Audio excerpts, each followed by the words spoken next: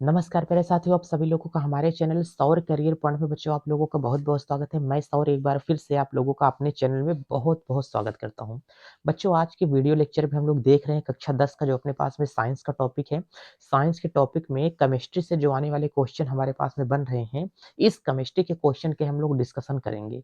बच्चों यदि क्या ऐसा हो जाए कि सर क्वेश्चन पेपर में जो आने वाला है, हम लोग कैसे सर उसको पढ़ें?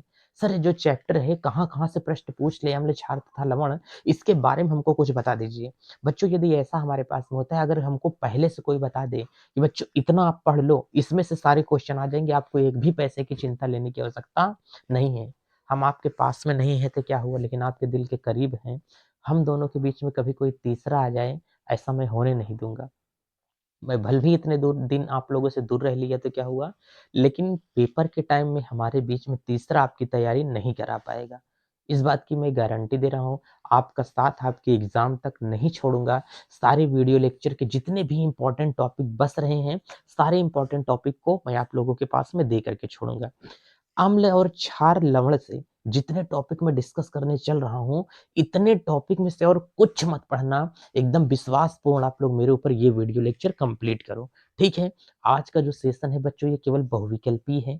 पहले मैं सभी चैप्टर के बहुविकल्पी आपको क्लियर करा देता हूँ, फिर मैं सभी चैप्टर के आप लोगों को सब्जेक्टिव जितने हैं उसको मैं क्लियर करा दूँगा, फिर झकाक से आप लोग एकदम रगड़े मांझे हुए एकदम खिले-खिले तैयार हो जाओगे कि सर क्या होने वाला है।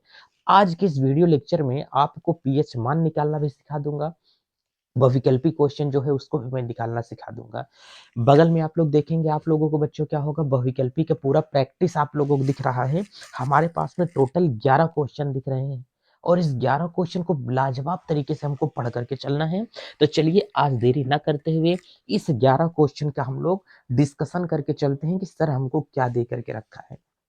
बच्चों पहला क्वेश्चन कह रहा है कि उदासीन विलयन के लिए कौन सा कथन असत्य है। बच्चों अगर आप लोगों को क्वेश्चन पर आप लोग क्वेश्चन को देख करके चलोगे तो क्वेश्चन नंबर हम लोग 1 का डिस्कशन कर रहे हैं और क्वेश्चन नंबर 1 में बच्चों कभी भी आप लोग देख करके चलोगे तो 1 नंबर का जो हमारे पास में क्वेश्चन है तो क्वेश्चन में कह रहा है कि उदासीन विलयन। ध्यान से देख करके चलना बच्चों, अगर उदासीन के लिए जो कथन कह रहा है वो कथन पूछ रहा है सत्य है कि असत्य है, तो पहले असत्य के नीचे अंडरलाइन कर लेना हमेशा, क्योंकि हमेशा वो पूछता है असत्य। बच्चे भी दिमाग में लगाते हैं सत्य, लेकिन वो उदासीन जैसे ही देखे वैसे दिमाग में बैठा लेते हैं कि 7 होना चाहिए, 7 से कम इसका मान नहीं होगा। तो देखते हैं इसके पहले इसका आंसर क्या हो सकता है। कहता है कि उदासीन विलयन के लिए पीएच मान क्या होना चाहिए, इसके लिए असत्य कथन कौन-सा है? उदासीन विलयन के लिए कौन-सा कथन असत्य है? मैं आपको एक बात बताता हूँ। पहले यहाँ से देखो जो विकल्प नंबर 1 आपको दिया है, इस विकल्प नंबर 1 वाले में आपको यहाँ से क्वेश्चन क्या दिया है?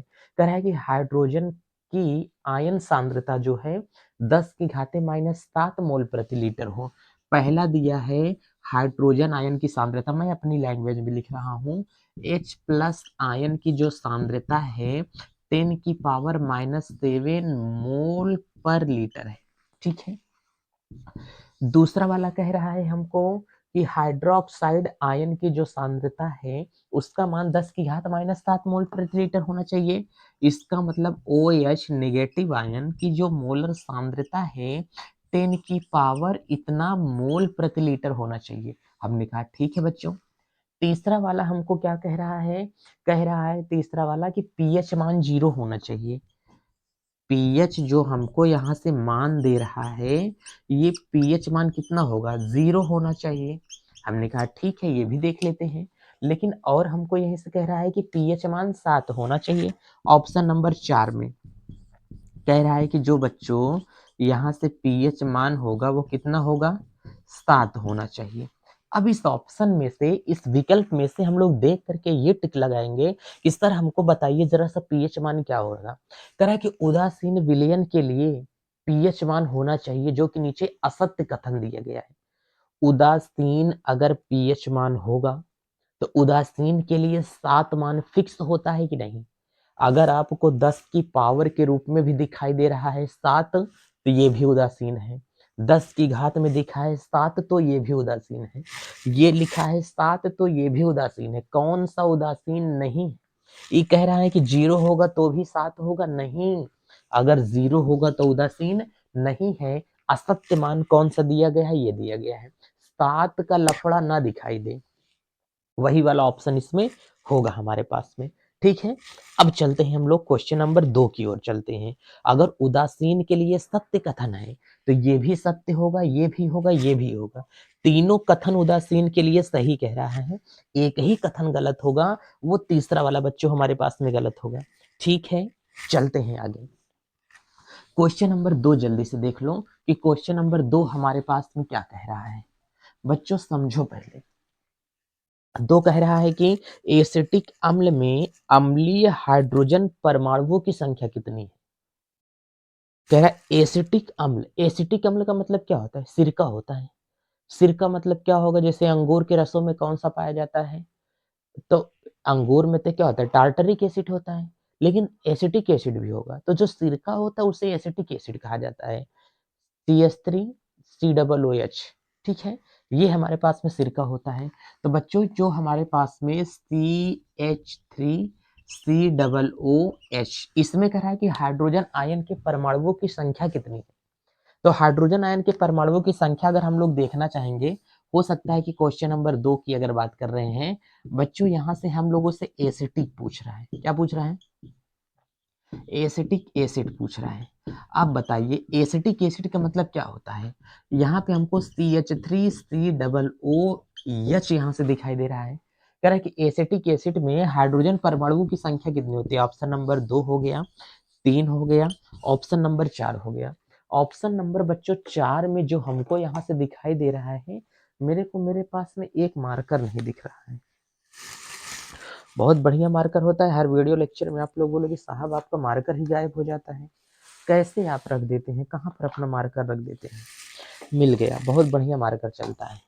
चलो देखो, तो पहला ऑप्शन यहाँ से 1 2 3 4 ही दे रहा है। इसमें 1 देगा, इसमें 2 देगा, इसमें 3 देगा, इसमें 4।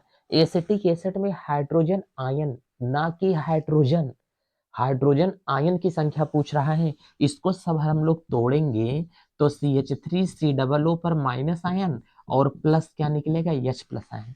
H प्लस आयन की संख्या कितनी है? सर H प्लस आयन की संख्या 1 है।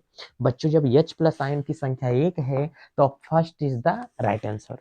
पहला आंसर हमारे पास में सही हो रहा है। अगर कहता H2SO4 में हाइड्रोजन आयन की संख्या कितनी है, तो हमने कहा कि H2SO4 में हाइड्रोजन आयन की संख्या कितनी है? 2 है। HCl में हाइड्रोजन आयन की संख्या कितनी है?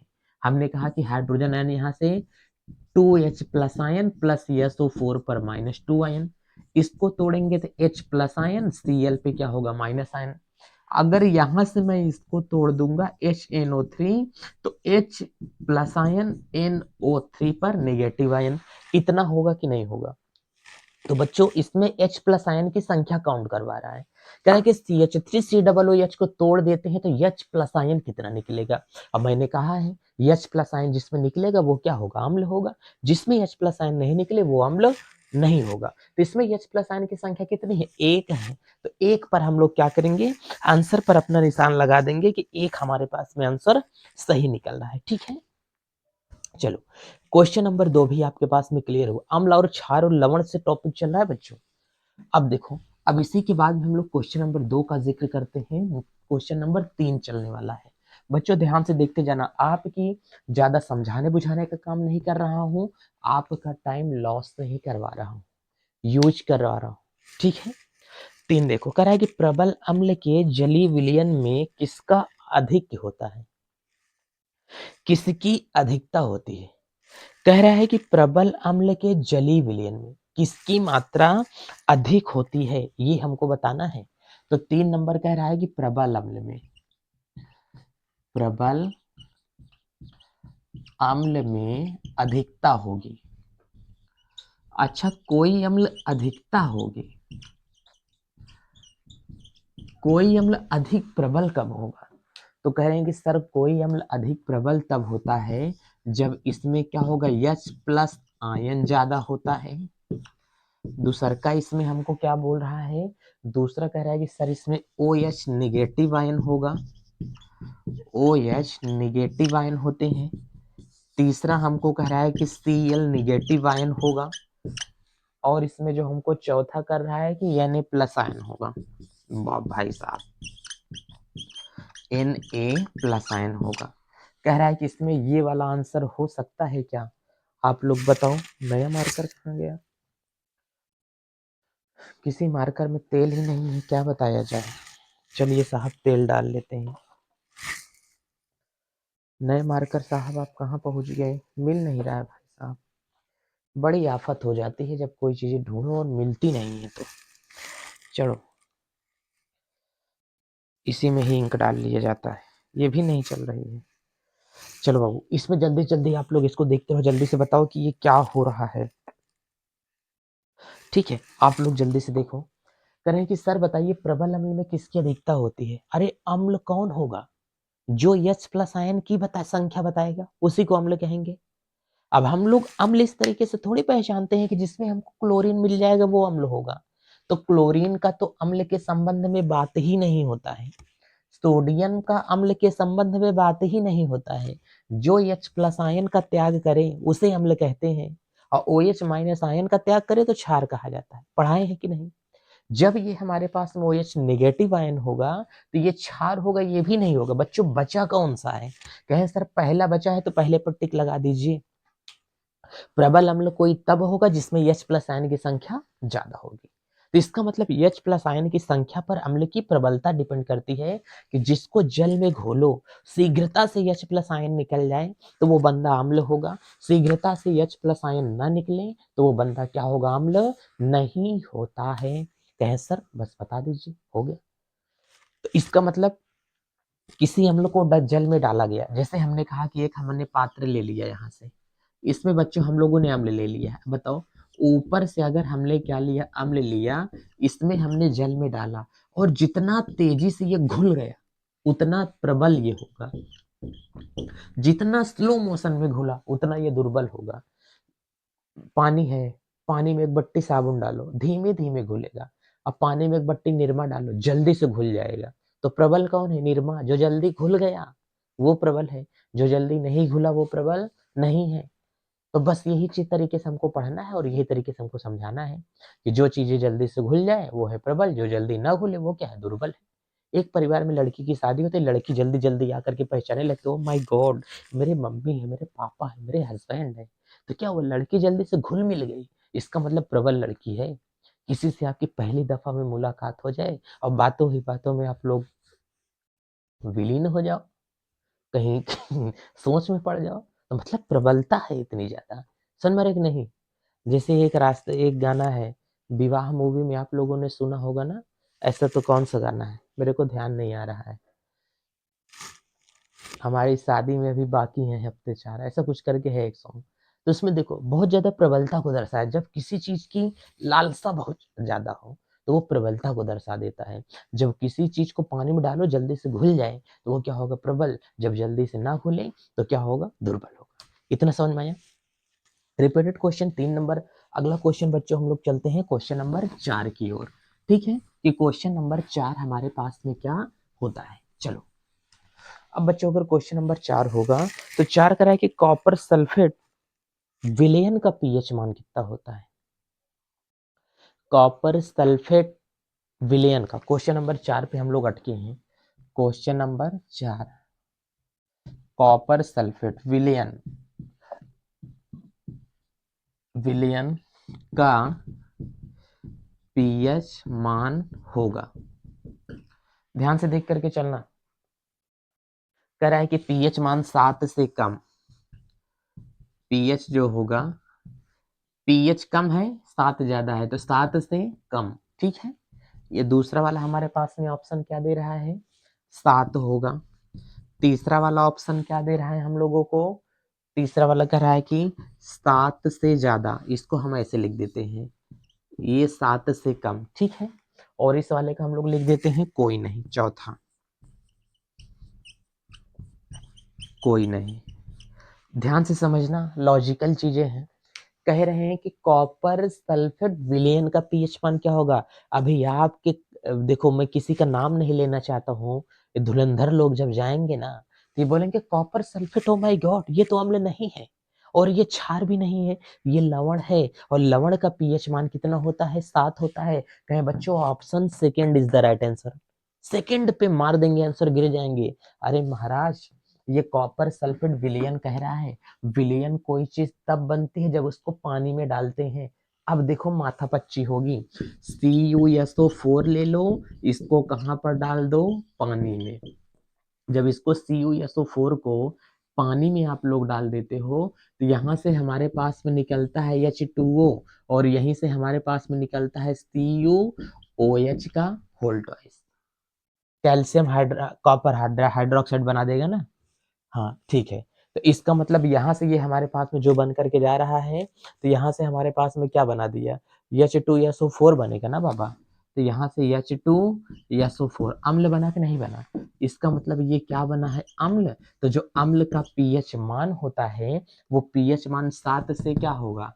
कम होगा। एक्चुअली ये हमारे पास में आपको लग रहा है कि 7 कम है, ये लिखा इस तरीके से है, पीएच कम होगा किससे?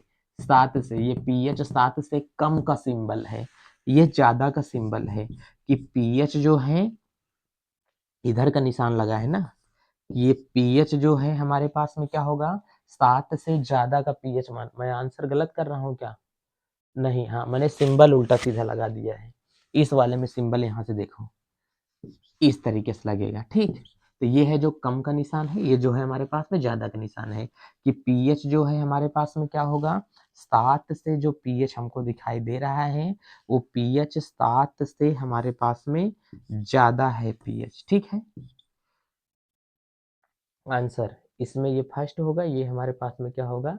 सेकंड होगा। ठीक है, तो अगर हम लोग देख करके चलेंगे तो ये यही वाला आंसर हमारे पास में दिखाई दे रहा है। तो ये जो पीएच का मान हमारे पास में होगा, इसमें पीएच ज्यादा है किससे? 7 से। इसमें पीएच कम है किससे? 7 से। तो पहला वाला आंसर हमारे पास में क्या होगा? सही होगा। क्योंकि कॉपर सल्फेट को पानी में डालते हैं तो वो खट्टा हो जाता है और खट्टा होकर के क्या बनाता है? तेजाब बना देता है। ठीक है, इतना ध्यान देना। अब एक चीज और समझ के चलो। अब क्वेश्चन नंबर आप लोग नीचे देखते रहे हो, नीचे कह रहा है कि निम्न में अम्लीय लवण है। लवण तो है लेकिन वो कैसा लवण है? अम्लीय लवण है। तो अम्लीय लवण इसमें हमारे पास में कौन हो सकता है? इसको जल्दी से आप लोग बता दो बच्चों। तो निम्न में कौन सा अम्लीय लवण होगा? क्वेश्चन नंबर 5 चल रहा है। 5 को बहुत अच्छे तरीके से हमको डिफाइन करना है। अच्छा बच्चों ध्यान से देखना, अम्लीय लवण होगा। एक बात तो पहली बात हमको ये समझ करके देखो, अम्लीय लवण पहला कह रहा है कि बच्चों क्या NaCl हो सकता है क्या? नहीं। दूसरा कह रहे हैं कि हमारे पास में क्या NaHSO4 हो सकता है क्या? NaHSO4 हो सकता है। तीसरा वाला जो हमारे पास में कह रहे हैं ये Na2 सोडियम सल्फेट हो सकता है क्या? अगला हमारे पास में चौथा कह रहे हैं KCN हो सकता है क्या? ध्यान से देखो, अम्ल, अम्ल कोई चीज तभी हो सकती है जब उसमें यच होगा।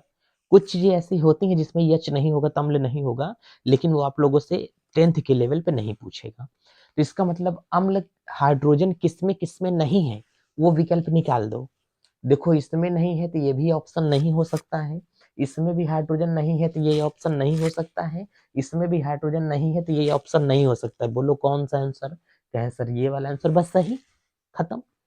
कहे सर इतना तो सही है, जिसमें हाइड्रोजन होगा वो अम्लीय लवण है, जिसमें नहीं है वो हाइड्रोजन है। लेकिन सर ऐसे पहचाना नहीं जाएगा, जिसमें यच बीच में लिखा मिल जाए वो अम्लीय लवण होगा, जिसमें यच बीच में लिखा ना मिले वो अम्लीय लवण नहीं होगा।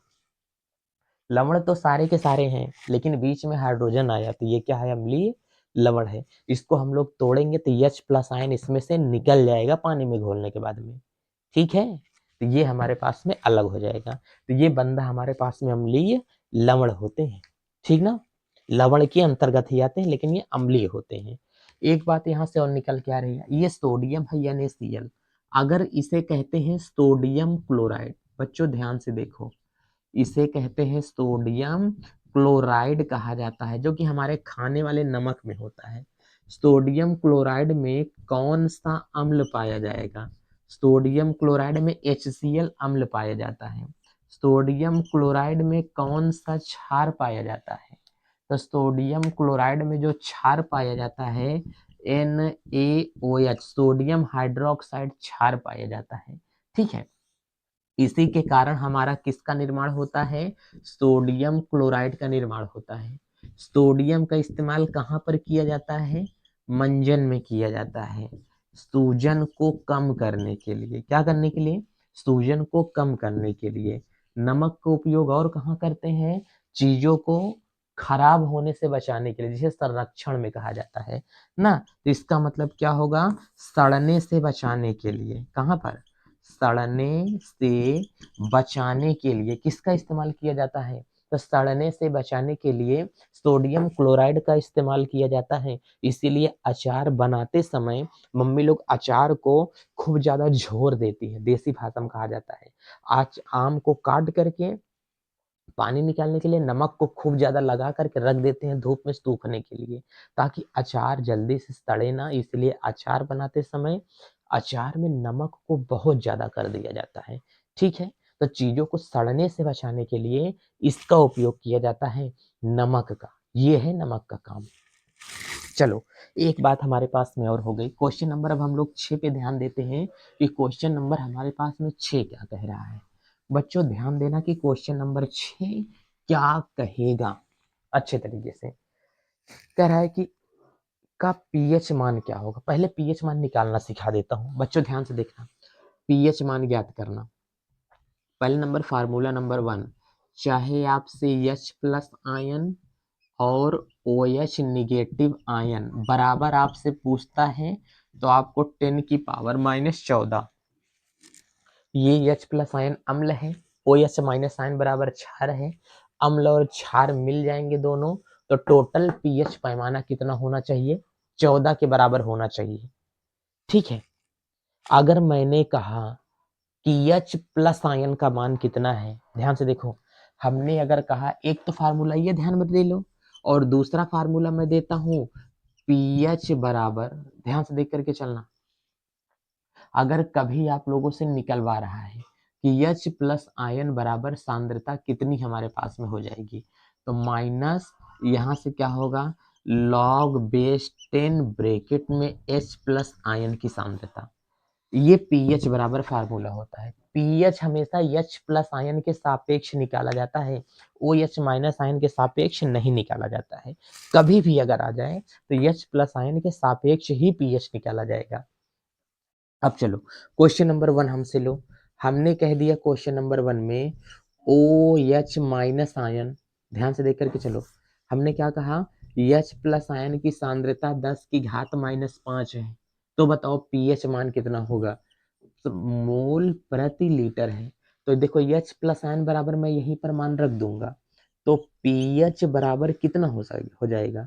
तो पीएच बराबर माइनस लॉग बेस क्या हो जाएगा? 10। और जब लॉग बेस 10 हो जाएगा, तो इसी के मान पर रख देंगे 10 की पावर कितना है? -5।